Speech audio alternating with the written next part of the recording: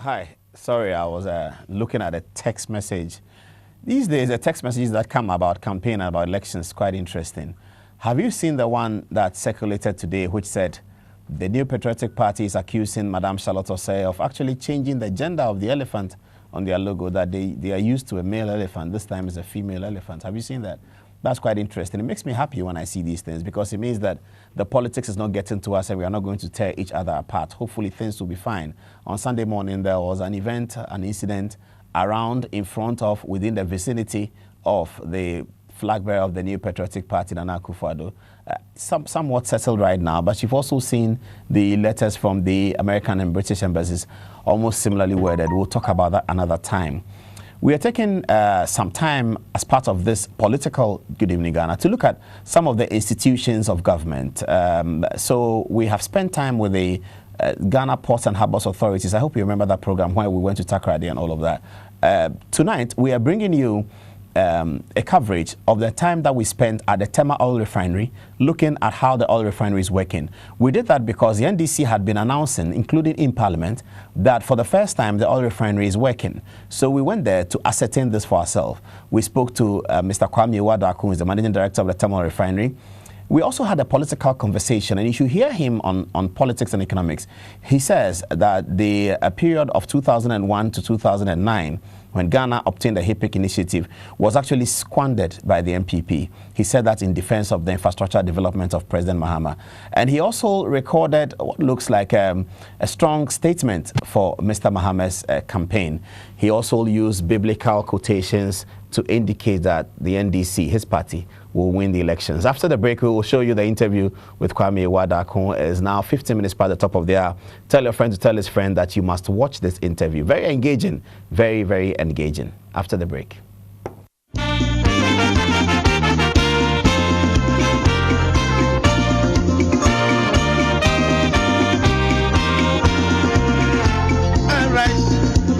For the first time in the last 16 years, the entire petroleum infrastructure of Ghana is working.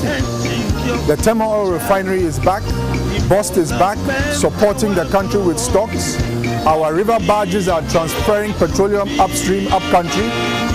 Ghana has come to the place where it is able to meet the vision of the founding president of the country, Osagyefo Dr. Kwame Nkrumah. My name is Kwame Awuah Darko. I support John Mahama. Vote for John Mahama.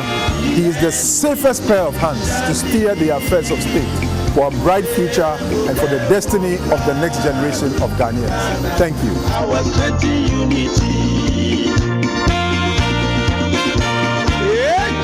Thank you very much, Mr. Kwame Awuah Darko. Good evening, Paul. Let me take you back 4 years ago and start with a political question. Okay. The 31,000 people who voted for you in Ayawaso West Wegon were hoping to have you back on the ballot so that maybe this time they could push you beyond Ejakon, your opponent, who is still on the ballot at this time. But they can't find you on the ballot. What happened? Thank you, Paul. I mean, it was actually my objective to contest again for the seat. But unfortunately, I'm human, and I can do two things. I can't do three things. Having the responsibility for both the bulk oil storage and transportation company and the Tema oil refinery, which are two very critical pieces of our national petroleum supply, meant that I had to give it a pass this time around. But I'd like to take this opportunity to thank those 31,000 people who voted for me and make a direct appeal for them to vote for the gentleman who has replaced me, our current parliamentary candidate, Mr. Delali Kwesi Brempong. He's a fine gentleman, and NDC is going to produce a really good candidate in him, and I believe he will serve the people of the constituency better than they have been served. So you still have your eyes on the constituency? The fact of the matter is, Ayawaso West Wuogon constituency is my political birthplace. I will never be able to forget them, and I'll never be able to leave them behind. They are the reason why I am probably where I am today, and I have a very, very soft spot in my heart for that constituency. I mean, I've lived there now for about 35 years. I grew up there. I've seen the whole constituency develop, and my mother still lives there. I still live there. A number of my siblings still live there. It's a fantastic place. It has a university, it has fantastic learning opportunities. It's a very diverse background. You have very wealthy people, you have some not so very wealthy people, and we all live together in harmony. It's a community before it became a constituency. And I'm really, really appreciative of having had the opportunity to contest on the ticket of the National Democratic Congress. Is that where you cast your ballot? Yes, that's where I cast my ballot. If you have just joined us, you are watching a very special edition of Good Evening Ghana. It's coming to you from the Tema oil refinery here in Accra, Ghana. Well, I should say here in Tema, one of the favorite towns of Osajifo, Dr. Kwame Awuah, here in Tema. The refinery has started working again, and you have already seen oil crude being refined here. Mr. Awuah Darko, from the 4th of February, or since the 4th of February, the NDC government has been very proud of a particular achievement, that the oil refinery is working again. Yes. They have announced that. Working profitably, by the way. Working profitably. Yes, not some just people working. didn't believe it, some still don't believe it. So tell us a story. When you arrived, what happened? How is the refinery working again? What does it mean? We were told that the equipment are obsolete, they can never work, it has to be scrapped, it's been there for so long, but you say it's working. Yes, I was given additional responsibility for the Tema oil refinery in July 2015. And this was after having been at the helm of affairs at the Bulk Oil Storage and Transportation Company since October 2013. Now, what a lot of people don't appreciate, and I just need to go a couple of steps back, is the transition from BOST to TOR was actually the third leg in a 5-point plan that His Excellency the President and the Minister for Petroleum put together, and we all sat down and have been working on that agenda. The first thing that we realized was that the Ghana petroleum system was very anemic. We're relying on imports, we were having problems with a regulated pricing regime, which had led to huge subsidies sitting on the government books that were distorting the fiscal economy, and so on and so forth. So the idea was to move from a situation where the Bulk Oil Storage and Transportation Company could restore its operations as the first step. Once BOST had restored its operations, the second step is BOST will be able to hold enough stocks to keep an active petroleum system, enabling the government to implement the price deregulation regime. That took place in end of May, early June 2015. And I'm sure you remember there were all these naysayers who said the prices are going to go up by 17%, the prices are going to go up by 35%. In fact, on the day of deregulation, prices shot up in a number of oil marketing companies. Shell, Total, and a few other companies had their prices go up by as much as 11 to 15%. We have a strategic partnership as BOST with a company called Go Energy, which is the BDC that is owned by GOIL. And we put in place enough stocks to keep the prices flat. Within 14 days, the market share of GOIL, because of the price competition, grew from about 13% to 19.5%. And because it became a real market for petroleum products, the other competitors had to react by reducing their prices. And since then, we've had a very active petroleum system where various oil marketing companies are attracting their customers by quoting different prices and trying to endear themselves to the consuming public. Now, the third step is what His Excellency the President pressed the button on in July 2015 by asking me to have additional responsibility for the Tema oil refinery. Because if you look across West Africa, countries whose refineries have collapsed are exactly the countries whose operate in regulated petroleum pricing regimes. Nigeria is a typical example. So once deregulation had been cleared, it now became easy or possible for Tema oil refinery to stand on its feet and compete. Deregulation means that when I am selling petrol, I decide on the price I sell it myself. Absolutely. Just I can like sell it at any price I want. Just like when you are selling cement, or when you are selling rice, or when you are selling sugar, you define the price at which you sell, so you have to compete. Before then, who determined the price? Before then, there was a pricing formula called the automatic price adjustment formula, which was being managed by the NPA. And so every 2 weeks, the NPA would go into the formula and announce a price. And that formula was based on the price of Brent crude oil. It was based on certain premiums that were being guaranteed to the fuel importers, and it was based on the foreign exchange that was projected for the period of which the petroleum commodities were being sold. So right now, everyone determines their price. Right now, there is no automatic price adjustment formula. You import your petroleum product and you put your price at wherever you feel comfortable to be able to sell it. So we are all competing for the Ghanaian And that is consumer. driving prices down? Absolutely. If you look at just the last 2 weeks, there was an announcement that prices were going to go up by 11% and 15%. And indeed, I myself checked it out. We had a situation where Shell was at 3 cedis 74 pesos Per liter? per liter. Total was at 3 cedis 75 pesos per liter of gasoline. Goil was at 3 cedis 3.3 cedis 63 pesos.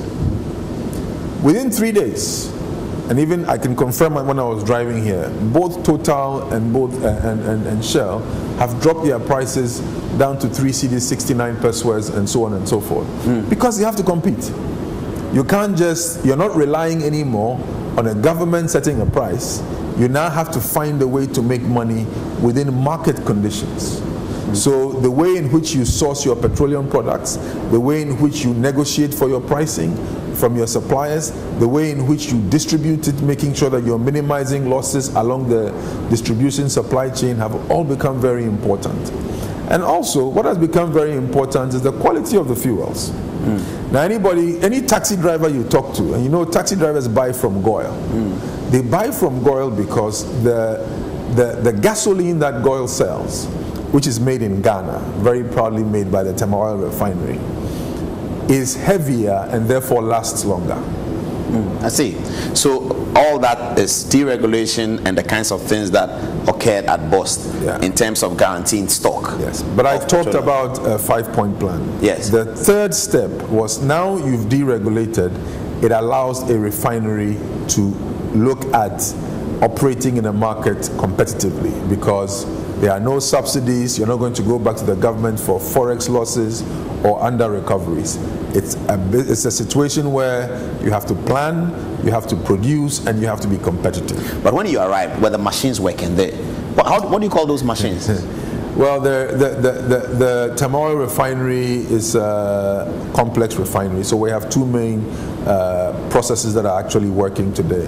We have a crude distillation unit, which is, acronym is the CDU, which is the first primary level of production, where you're able to get your gas oil, a little bit of LPG, some naphtha and gasoline, and aviation turbine kerosene, or ATK, which is used for aircraft. And then at the end of the day, you will have something called atmospheric residue, which is the secondary processing, which goes into the RFCC, which is the residue fluid catalytic cracker, but we call it the RFCC. So that also does a secondary processing and further extracts more gasoline, more naphtha, more LPG out of the bottoms of that. And then at the end of that process, you're going to end up with cracked fuel oil, which is also a valuable product. Were these machines working, this equipment, were they working? They needed some basic maintenance. So we did a number of things, because we didn't just come and turn on the machines.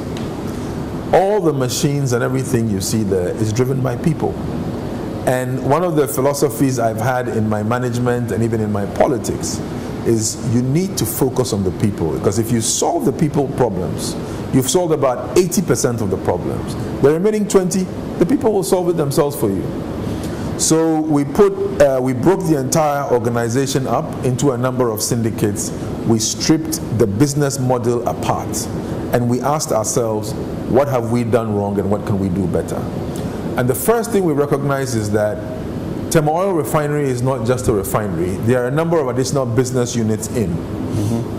So we have a refinery business which is running today.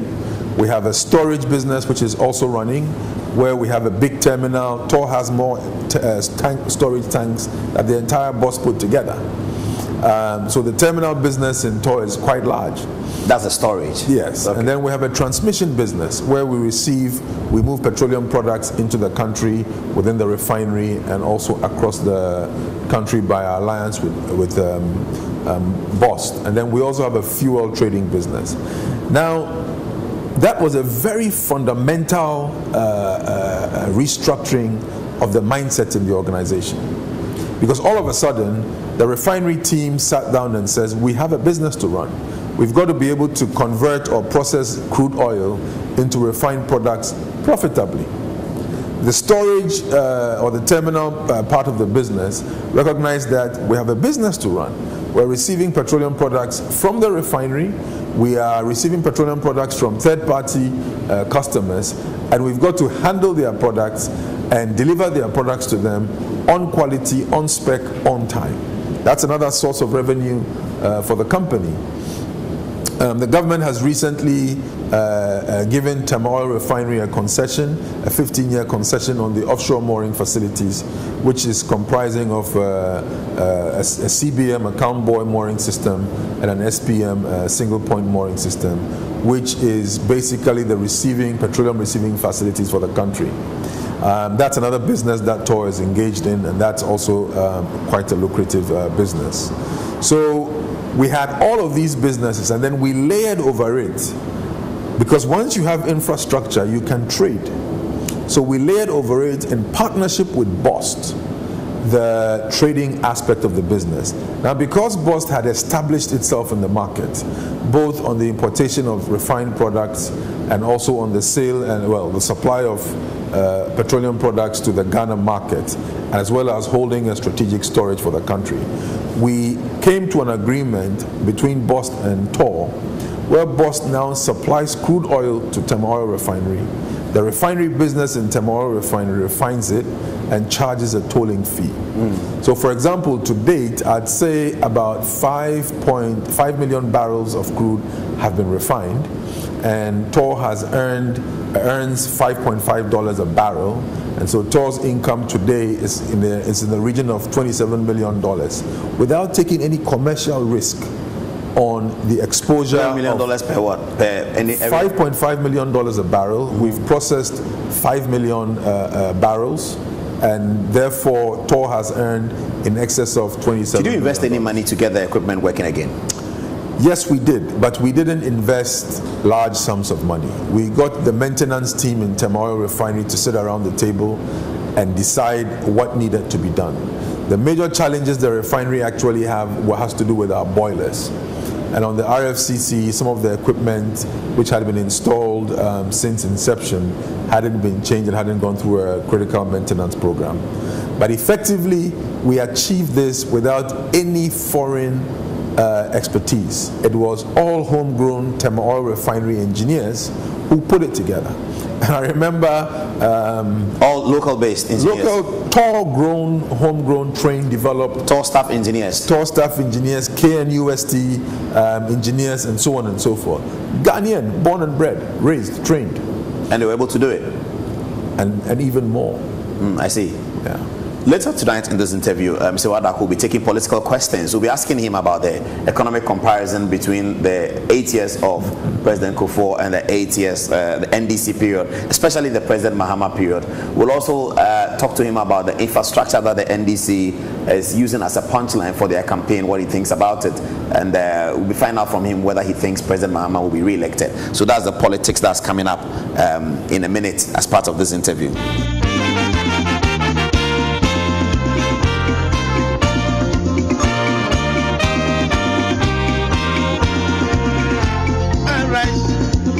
For the first time in the last 16 years, the entire petroleum infrastructure of Ghana is working.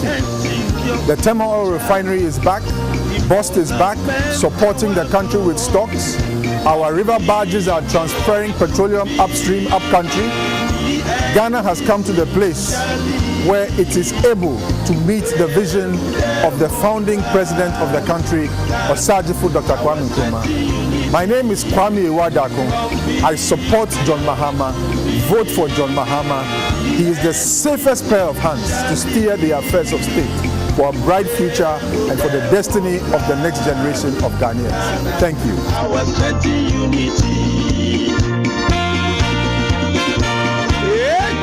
Everything you've said is great. Yep. I think if I were a banker, I will understand it. Yep. I think that if I'm a petroleum engineer, I understand it. Yep. But let's take it down to the people. Yeah. So there's a guy in Amekom in Kumasi who sells yams on a truck, and he's watching this program and he's about to tune off. But what does all that mean? Yeah. What does all what has happened at all mean for somebody like that? Very good. And I'll take it on two levels. And I like the example of the taxi driver or the yam seller. So you have the bulk movement of foodstuffs from farming communities into urban centers. That business is driven by diesel. Gas oil. Yes, they're all trucks. And they're all diesel trucks. And then you have people driving to the market centers to buy foodstuffs to take home. That's driven by petrol, because that's the individual movements and stuff. So effectively, the connection between what we are doing here and what the average Ghanaian is using every day for their lifestyle is based on the cost of gas oil or diesel, or the cost of gasoline or petrol. Because gas oil is the big trucks that go into the market centers. You see them loaded with oranges, you see them loaded with yams, you see them loaded with charcoal. All of that transportation is based on diesel. So what should the guy be excited about? The guy should be excited about a couple of things. First of all, the President Mahama administration, by price deregulation, has been able to effectively reduce the cost to the consumer of the movement of these products, because everybody is competing versus an automatic price adjustment formula. And the critical part of it is very simple. When we moved into the deregulation environment, we did a comparison between the automatic price adjustment formula prices, which would have been in effect if we hadn't deregulated, and the actual prices in the deregulated regime. Paul, the figures were outstanding. So effectively, there was a differential of 1 cedi 50 pesos per liter. And in that period, June 2015 to June 2016, we consumed 4.4 billion liters. So the savings to the Ghanaian economy was in excess of 5 billion cedis, or $1.2 billion. So if you've been able to take out a cost of $1.2 billion distributed over 27, 28 million people, it makes a lot of difference, because it's that 3 cedis per person, that 20 cedis per person for that trip or that journey that has been saved. Plus, it's dollars Ghana did not have to find to go and repatriate externally. Which brings me to the second part of the equation. When you import refined products, effectively you're exporting jobs. Because somebody's refinery in somebody's country, somebody's shipping vessel, none of which are Ghanaian, are utilized in the in the processing of the crude oil into refined products, the shipping and the distribution or the landing in Ghana. You've exported jobs, you've helped somebody's economy. And we all know that when you don't have a good industrial base, your job security as a country is pretty tough. So the second leg of this equation, which means a lot to me personally as a Ghanaian, and I'm sure to all the workers we have in the Tema Refinery and their dependents, and I mean we are employing close to 1,000 people, and if each person has dependents and the other businesses that are supplying us food, there are people who are selling into the refinery, we're talking about 12 to 15 people per employee here. So we are really talking about their wards, their families, their extended family. We're talking about people who supply us with food. We're talking about people who supply the refinery with medical facilities and so on and services and so on and so forth. So if you have the ability to preserve 1,000 jobs, it actually adds a multiplier effect of about 12,000 jobs. And these 12,000 jobs are also further on enhancing economic activity and generation. So having a refinery up and running is one of the most critical factors we've had. And in addition to that, we've generated fuel security for the country. Now, if you go to any serious country in the world, strategic stocks are never held in refined products. Strategic stocks are actually held in crude oil. Mm-hmm. And when there's a disruption in the global system, they just run the crude, because you can store crude for 100 years. For refined products, you can only store them for 90 days and then you have to refresh. And so the relationship between BOST and the refinery has been a very, very So we are storing our strategic stock now as crude? We have a mix. We have always in stock 1 million barrels of crude oil as strategic stock, which we refresh by bringing in additional crude. And then we also have refined products that we hold in stock. We used to hear all the time that a government takes over and they have 4 weeks of guaranteed crude, 2 weeks. So how much do we have? I mean, at the moment, and it's very interesting you've asked that question, but at the moment, we have about 2 million barrels in country in the refinery. And we're actually discharging one crude How vessel. long is that? How long will it take to consume that? One of the major things that we are about to do is double the capacity of the refinery. In fact, next week, we would have finished commissioning a second furnace for the CDU. And we're going to go from processing 1 million barrels in 44 days to 1 million barrels in 22 days. That means that we're going to be able to cover close to 65% of national consumption as a refinery. And I think that's very, very positive. So you're going to import less? No, we're going to process more within a shorter period. So that 65% of what we consume would have been processed here. That's the point. Yes, but, and that's a very sensitive issue, there has to be a policy decision made by the government to restrict our imports vis-a-vis the balance of our production. Let me take you on one matter that has always been talked about. Yes. $550 million debt for Yes. TOR. If you haven't paid this debt, or you have not been able to pay this debt, or you don't have a plan, a workable plan to pay this debt, because TOR debt has been part of the national budget conversation for a long time. A very, very long time. Since Rawlings, Kufuor, Mills. And do we still have a TOR debt?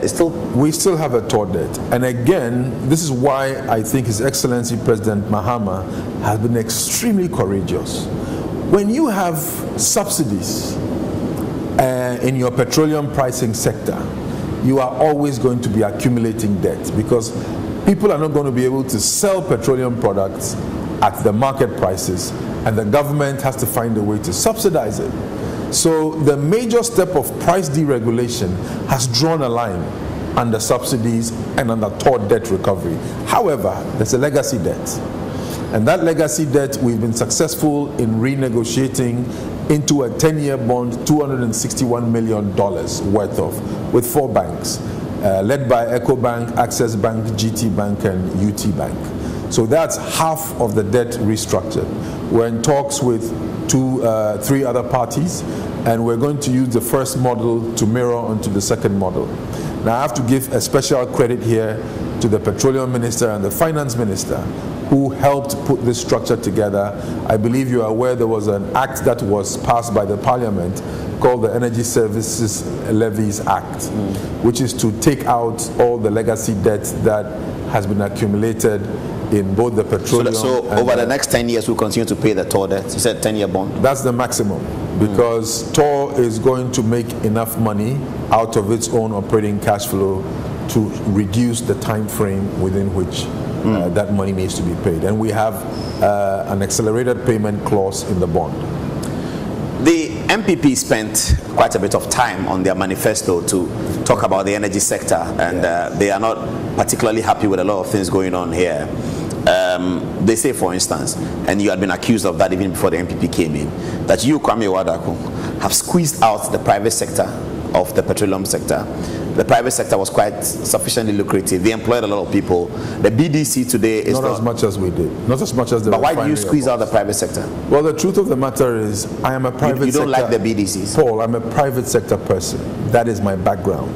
And that was the reason why His Excellency the President decided to bring a person with a private sector background to lift up our state institutions. There is, look, BOST and TOR today are run on a private sector mentality. So the truth of the matter is, BDCs, as you're describing, and everybody else in this space has to compete. TOR has to compete. BOST has to compete. We're not asking for monopolies. The reality is that competition is good because the consumer benefits. What has happened is that historically, our BDCs were operating in a regulated market. Your profits were guaranteed because the NPA in the automatic price adjustment formula guaranteed a premium for BDCs.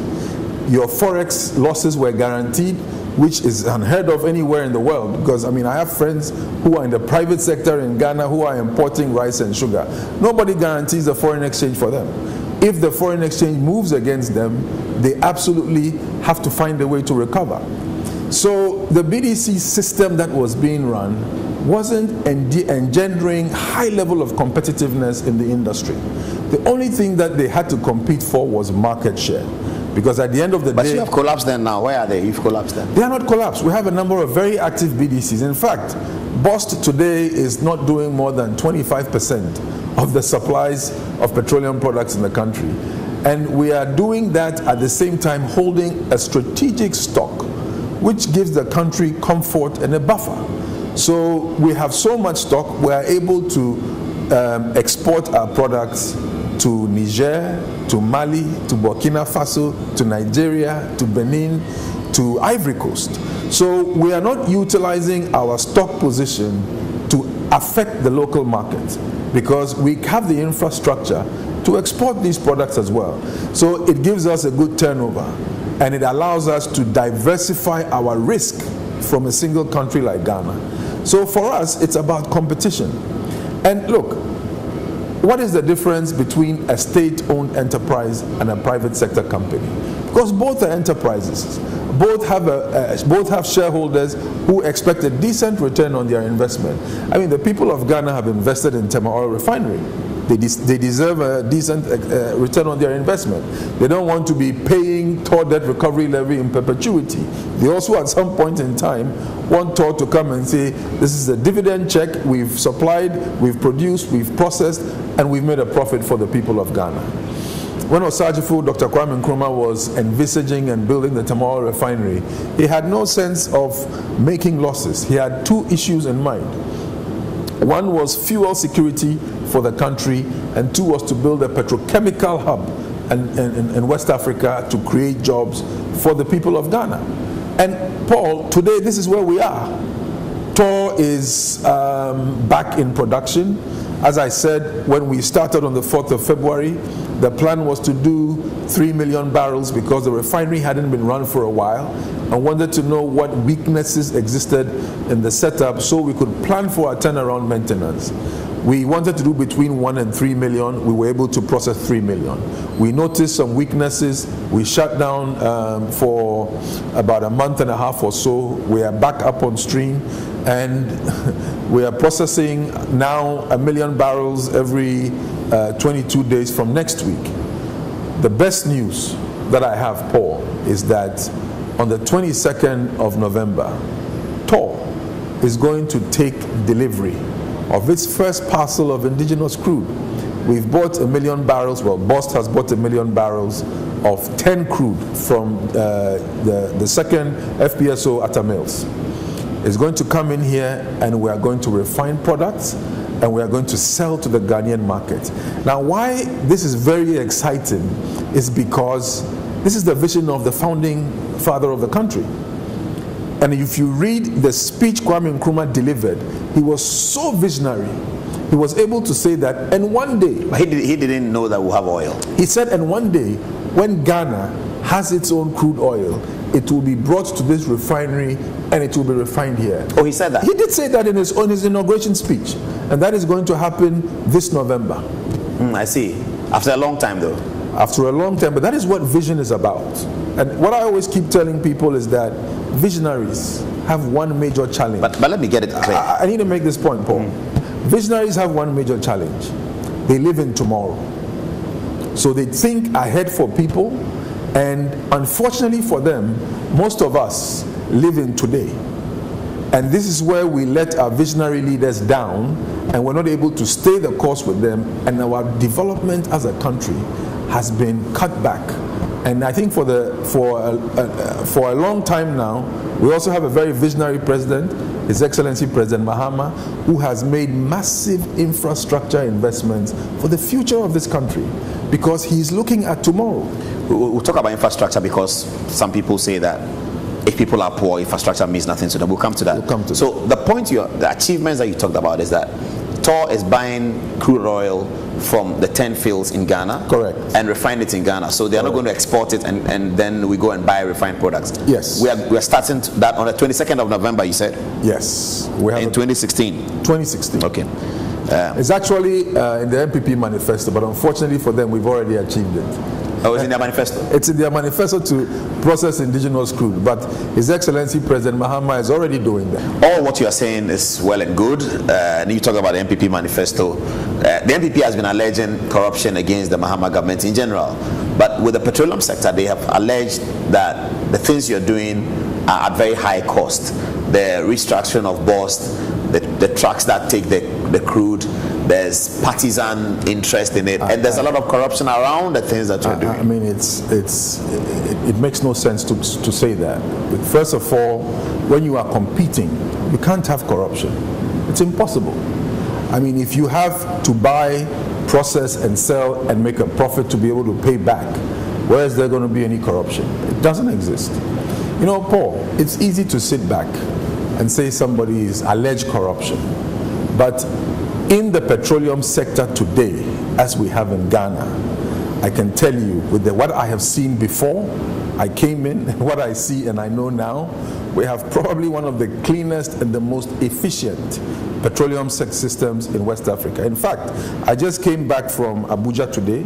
We were invited by the NNPC to discuss with them how we've been able to put Ghana's petroleum system back on track, and to share ideas as to how we can collaborate and make the West African petroleum sector more indigenous.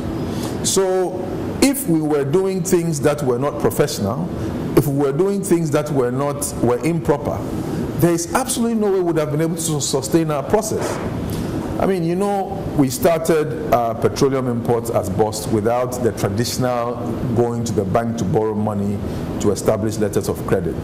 BOST has been importing petroleum products since February 2015 on its own without going to any banks to establish letters of credit, on the basis of the credibility of the company, the management, the staff, the government. There's no government guarantee. It's just because we've put in transparent processes and systems. So we've gone from having $30 million open account suppliers credit to close to $1 billion today. And we're working with international companies that are heavily regulated. We're not working with one player. We're working with about 7 or 8. They all compete for our business because we have to compete for the Ghanaian consumer's business. So if our prices are not good... So the corruption allegation is ridiculous, that's what you're saying? The corruption allegations are unfounded. You're talking about infrastructure, and there's a big matter for this campaign. NDC says we've done the infrastructure. MPP says we also did infrastructure. In fact, they said that in terms of interchange, they did 8. You are talking about 2. President Mahama has been hitting the infrastructure button. The fundamental question that Ghanaians are hearing from the MPP is, if you are hungry, if you can't pay school fees, if you can't attend the hospital because NHIS has collapsed, what does a road mean to you? What does the school building mean to you if you can't go there? Good, Paul. Again, you have to look at a country and you have to understand that we are in the business of development. And development is hard work. And we are in a competitive regional environment. Now, if you are able to bring efficiency into the economy, it ends up putting money in people's pockets. So if you have a good road, You're able to deliver food from the farm gate to the market center without the driver having to spend more time on the road, without the driver having to spend a lot of fuel and spare parts and so on and so forth. You come to this thing of one district, one factory. If President Mahama didn't have the vision of building roads, sending electricity, putting in hospitals, putting in schools, what factory can you build there? Because you're going to need for that factory educated people, you're going to need hospitals to look after them, you're going to need roads to carry their goods to and fro, you're going to need electricity. So the reality is that infrastructure is the foundation. I mean, I was speaking in Kumasi over the weekend.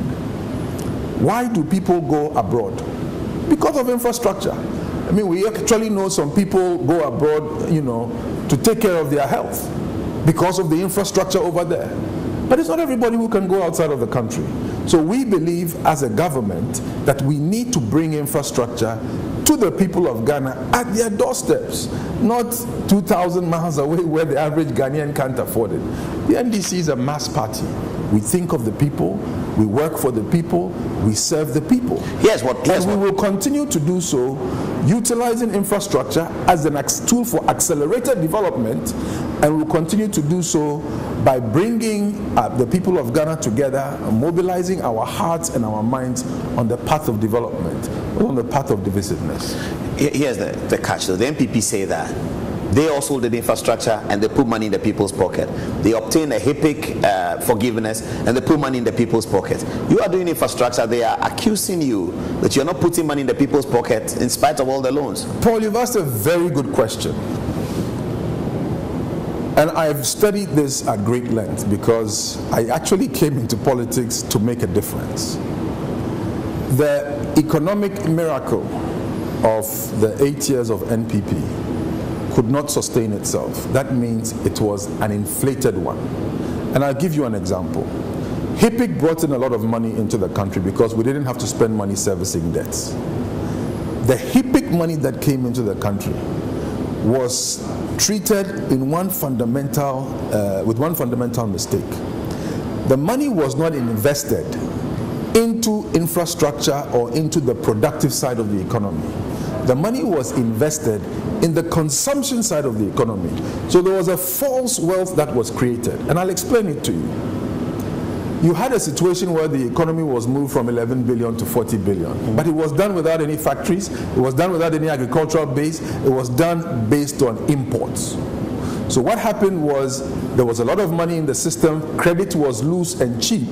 So Ghanaians were importing everything.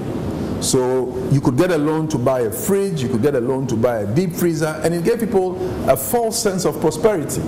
So when the money ran out, you had gone from an 11 billion CD economy to a 40 billion CD economy, which was based on imports. So guess what? The currency started falling.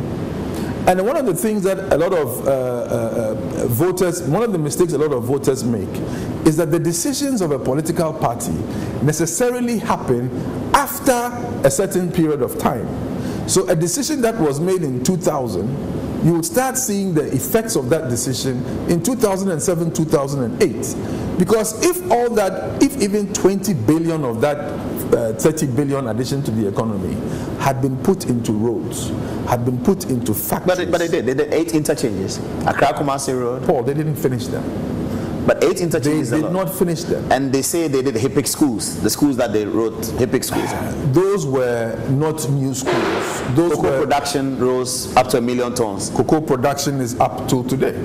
We still have cocoa production at a very high level. Now, you see, the other thing about cocoa production is that the growth doesn't happen. You don't plant cocoa on Monday and 12 months later you harvest cocoa at a high level. So you look at the seedlings that we are distributing as a party within the cocoa growing areas. His Excellency the President just announced last week, cut your old cocoa trees down and plant new cocoa trees. And by the way, we are giving them to you free.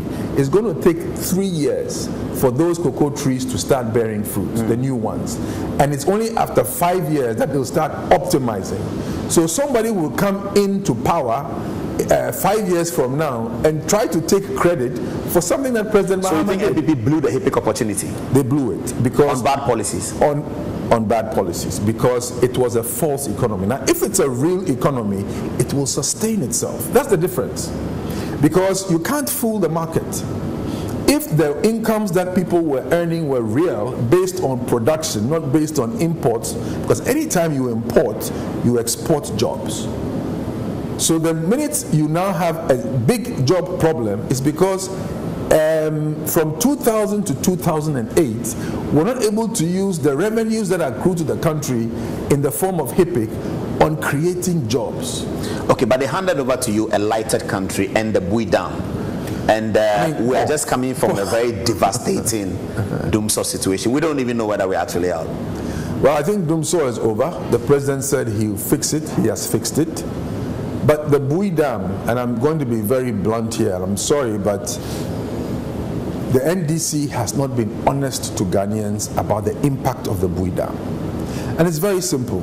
In a rule of thumb, $1 million is equal to 1 megawatt. So anytime you make an investment of $1 million, you should be able to add 1 megawatt generation capacity to the country.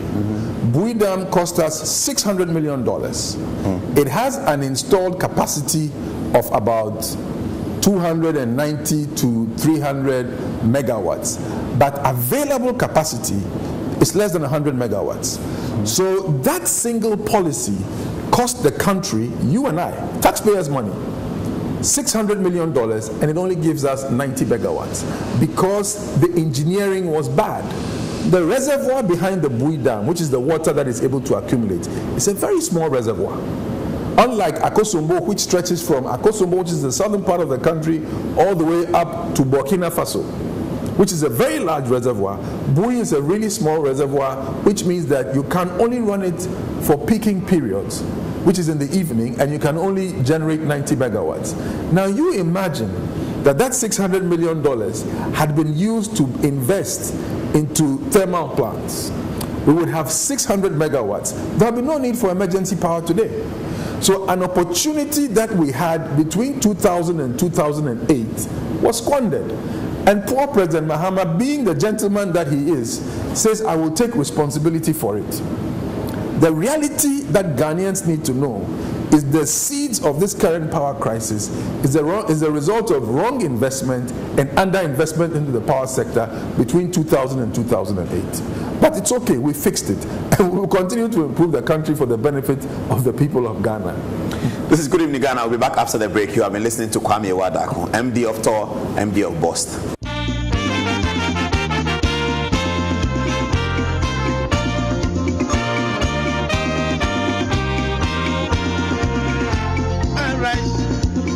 For the first time in the last 16 years, the entire petroleum infrastructure of Ghana is working.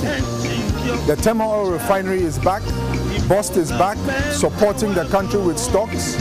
Our river barges are transferring petroleum upstream, upcountry. Ghana has come to the place where it is able to meet the vision of the founding president of the country, Osagyefo Dr. Kwame Nkrumah. My name is Kwame Awuah Darko. I support John Mahama. Vote for John Mahama. He is the safest pair of hands to steer the affairs of state for a bright future and for the destiny of the next generation of Ghanaians. Thank you.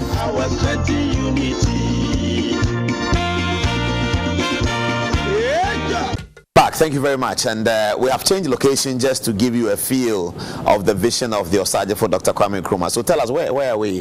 What's behind us? We are in the heart of Osagyefo Dr. Kwame Nkrumah's industrial vision for Ghana. Behind us is the Tema port.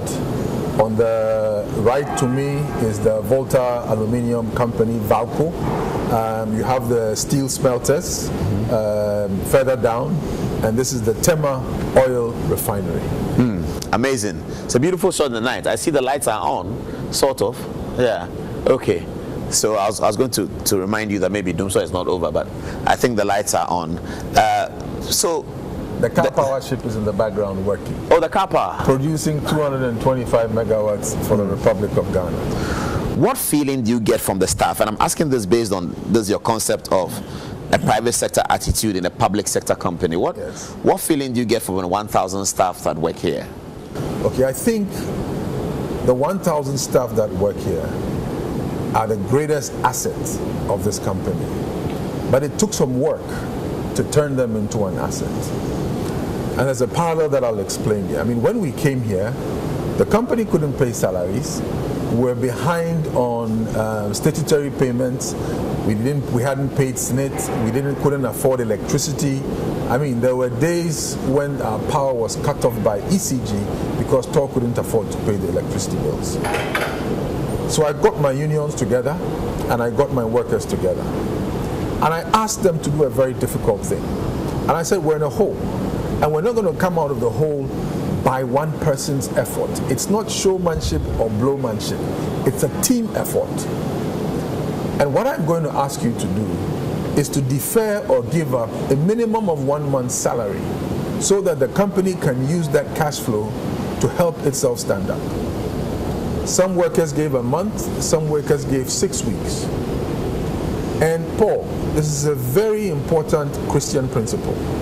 Anytime you want to do something significant, God asks for a sacrifice. The workers of Tema Oil Refinery paid a price for the success we're seeing today. And that is why after running 3 million barrels and I was confident and happy, we did a Thanksgiving service to God. Because we came together, we got God's blessings, we said, this is our sacrifice to the restoration of this industrial enterprise. Now, traditionally, it's private sector companies where the owners and the management are the ones who make sacrifices to help a company stand up. But we were able to achieve this because the mindset today of the workers of Tema Oil Refinery is stronger than private enterprise. We have something to prove. We want to show Ghanaians that we are not a TOR debt recovery levy. We're a productive, solid part of Ghana's industrial foundation and vision of... So if any engineer is watching this program in his final year, he wants to get to TOR, he wants to come and work at TOR, he's headed for the right place? He's headed for the right place. One of the things that we are doing is we are putting together 100,000 barrel additional part of the refinery. So we're going to be up to 160,000 because by 2018, would have expanded from the 45,000 we're doing today to 60,000. But Paul, I just want to come back to this principle of a sacrifice. You have achieved, you've done something with your life. You've come from somewhere to somewhere. You know the price you've paid. And this is part of why you've been able to succeed, because you had a vision of where you wanted to go. And this is exactly the point I was trying to make about the president's vision for the country. And you can't achieve anything in life if there isn't an element of a sacrifice. And that price, we have paid it. And that is why today you see currency is stable. The Ghanaian cedi is the best performing currency in the entire... What has that got to do with TOR? Currency? It has a lot to do with TOR. Because when you see stability, it's not luck. It's people who have sat down, planned and taking deliberate steps to execute. So we recognize that within the petroleum system, we were leaking close to $1 billion in subsidies and in forex claims. So the government again took difficult decisions, deregulated, unpopular decision. Everybody said it would fail, it wouldn't last, but it's a deliberate policy. And as a result of that, what we are doing in TOR today, we bring in 1 million barrels. Out of that 1 million barrels, you're going to get about 20,000 tons of diesel. 20,000 tons of diesel today is worth something in the range of $22 to $23 million. You're going to get 18,000 tons of gasoline or petrol. That is worth close to about $16, $17 million. You're going to get about 18,000 tons of aviation turbine kerosene or ATK. That is worth close to $20 million. So on these three products, you've actually paid for your crude oil. Then you have your LPG, which you're going to get about 6,500 tons, which you sell into the local market. And then you now have naphtha, which you export. 30,000 tons of naphtha today is $12 million. And your cracked fuel oil, or HFO, will give you another $6 to $9 million. So this refinery actually converts $53 million into $61 million every 1 million barrel run. That means that whenever we export, we generate foreign exchange for the country, we help stabilize our balance of payments, versus just importing, where you are effectively, when you import, you know what you do, Paul? The cocoa farmer who carries on his back, produces those seeds and carries those sacks on his back, gives this economy $1.8 billion. When you import, you are effectively trampling on the back of that cocoa farmer to take his dollars to fund jobs in foreign economies. And this is something that if you don't have a solid infrastructure base, you're not going to be able to have your factories. That means you're not going to be able to bring your jobs here. If you don't have enough power to drive your economy, which is why power is one of the central tenets of President Mahama's efforts in the last few years. He has solved the Dumso problem. You cannot go to the next level. So the currency is stable because you don't import as much? The currency is stable because the balance of payment situation in the country is equalizing, because we are processing, we are manufacturing, and we are driving the economy with good fiscal policies. You know, everybody says there's no money in our pockets, so we want money. His Excellency the President is the Commander-in-Chief. He has access to the finance ministry and so on and so forth. If he didn't want to be prudent with the management of the nation's resources, it's an easy thing for him to flow money into the system. But we will pay a price after that. And that price will be a dislocation of the fiscal. Once your fiscal is stable, your macroeconomic environment is stable, then the micro thrives. Because government borrowing is going down, interest rates have started going down, businesses are now going to be able to borrow at low interest rates, and you're going to see this in the next 4 years of President Mahama's administration. So this country is on the verge of an economic takeoff based on deliberate, difficult policy decisions that His Excellency the President has driven his cabinet and the government. Will this be a more difficult election than 2012? Well, that's the easiest question you've asked me. Would it be a more difficult election? My honest analysis, and I am a very, very strong believer in the Word of God. It has never failed. And the reason why I don't even spend my time and effort worrying about the outcome of the 2016 elections is found in Mark chapter 3, verse 25. The Gospel of Mark? Yes. Chapter 3, verse 25. Verse 25. What does it say? It says that a house divided against itself cannot stand. This is the word of God, it's not my word. Which house who is divided against what? I'll leave that to the people of Ghana. But any house or any political party that is divided according to the word of God cannot stand. Is the NDC not divided? I am going to leave that to you and your public to decide which political party in Ghana today. Mark chapter what? 3 verse 25. A house divided itself against itself. A house divided against itself cannot stand. In other words, a house divided against itself cannot win election. It cannot stand. And if you cannot stand, you cannot fight. And if you cannot fight, you cannot win. But the crowds are similar. And Akufo-Addo is pulling some of the amazing crowds, even in the Volta region. So Mahama is also pulling the crowds. The truth of the matter is that the two main parties in this country, and I'll say the NPP is a large party, so they will get crowds, but they cannot cross the 50+1. Will you cross? Easily. Easily? Look, I've been around the country, and I'm doing a lot of work and campaigning in the Ashanti region.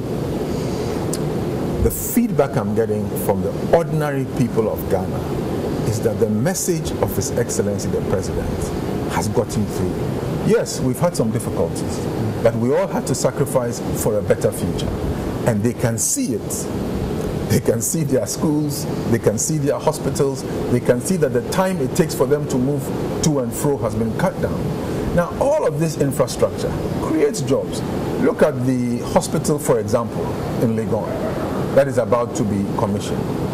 That hospital will have staff, It will have people who supply amenities to that hospital. It will have people who feed the workers of that hospital. And it will have a whole, there are people manufacturing from pharmaceuticals. Their supply base is going to increase. All that is jobs. So the truth of the matter is, we are at the place where we are constructively and sustainably going to be dealing with the most critical problem this country faces, which is how we get our economy in a productive phase by utilizing the teeming talent, just like the kind I came to meet in Tor, who are capable, who are willing, and who are very success driven to be able to give ourselves the jobs we need sustainably. And the equation in the world today, we used to talk about independence. The game today in the global system is how to successfully be interdependent. So there are things we do today using our existing infrastructure, which has integrated us into the West African petroleum system. So we are exporting to about 6 countries in West Africa. They now depend on us. Guess what? We've been complaining historically that Ghana is importing onions from Niger and from Burkina Faso. We are selling refined products to them today. This is trade. This is balance of payments. This is economic activity. Let's come back to Ashanti region, because we've also been there. Yeah. And we spoke to Mr. Wuntumi. Yes. He calls himself the regional governor of Ashanti. He says that he's going to take all the constituencies the NDC have, especially Asawase. And Asawase has been showing some very, very powerful MPP events right there. He needs to go and revise his notes, because the 1 million votes is going to be a huge dent into the electoral. Will you get the 1 million? We will. You're confident about that? I'm very positive we're going to get the 1 million. So from the 9th floor of the Tema oil refinery, Kwame Awuah Darko, thank you very much. Thank you, Paul. And good luck. Thank you very much. Thanks for watching. Good night.